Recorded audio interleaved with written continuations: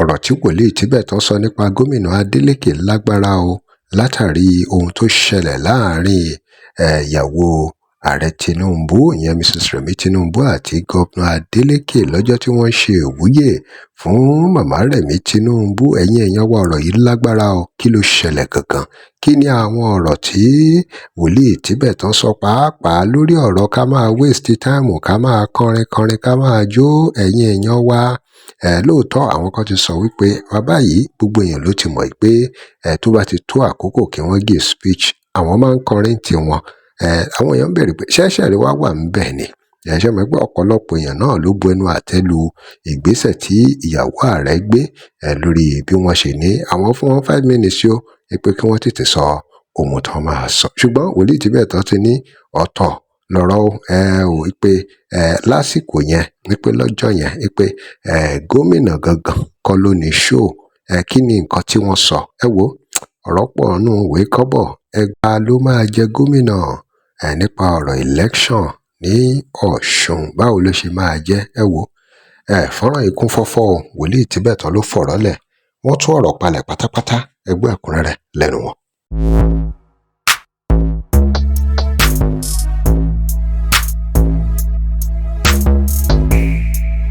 wọ́n bínú pé sitting governor ọ̀pọ̀lọpọ̀ ló sì tì sí ọ̀kọ̀lọ̀kọ̀ wò ní ẹgbẹ́ tí ó bá mọ̀ wí ara ẹ̀ tí ó mọ̀ wá ara ẹ̀ gbogbo nǹkan ní onídẹ̀ẹ́dẹ́ mìràwó gbogbo everything ló ní limit.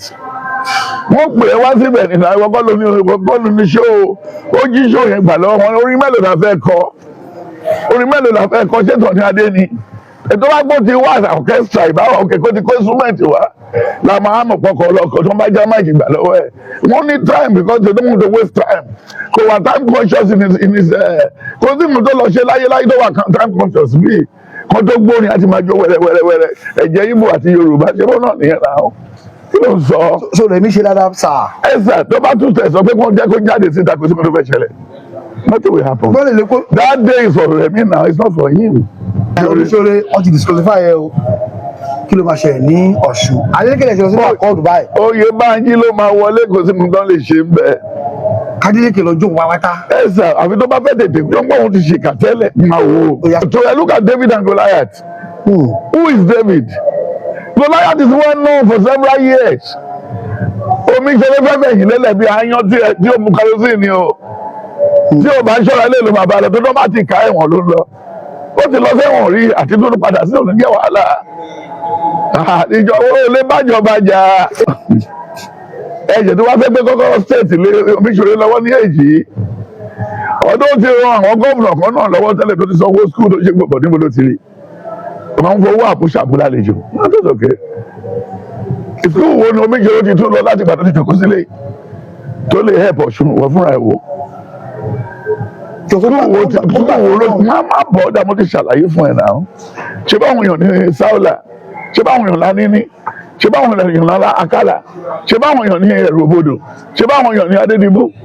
Fi gbogbo ẹ̀ lẹ́nu. Ṣé báwọn èèyàn l'Àbájá?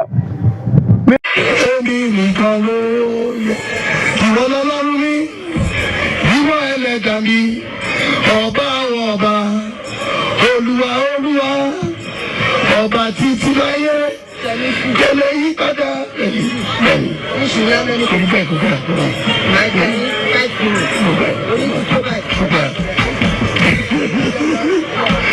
Títí ayé.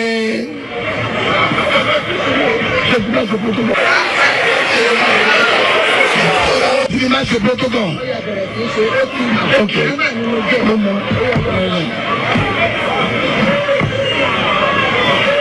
Òun nìyẹn o, ẹ̀yin èèyàn wa, kí lè ròyìn lórí gbogbo èyí tí bàbá Tibetan sọ yìí? Ibi tó sọ̀rọ̀ lọ ṣé bó ṣe rí náà nìyẹn? Ṣẹ́yìn náà gbà pé gbogbo nǹkan tí wọ́n sọ bẹ́ẹ̀ náà ló ṣe rí pàápàá nípa gómìnà Adeleke, àbí ẹ sì dúró lórí pé kò yẹ kí ènìyàn sọrú nǹkan báyẹn sí gómìnà odidi gómìnà ìpínlẹ̀ kan ní Nàìjíríà? Ẹ wò ẹ̀yin èèyàn wa, ọ̀rọ̀ dọ́wọ́ yín o. Kí lè ròyìn ẹ̀dá sí ẹ drop comment here. Remember to like, share and follow us. Thanks for watching. I love fún polówó ọjà WhatsApp number PG. Tẹ́ ẹ bá lè rí àmì ṣe gbogbo ogun tó lóhùn ní gbọ́ tó lóhùn ní gbà lórí ayé yín, iná agbára Ọlọ́run máa jó dànù.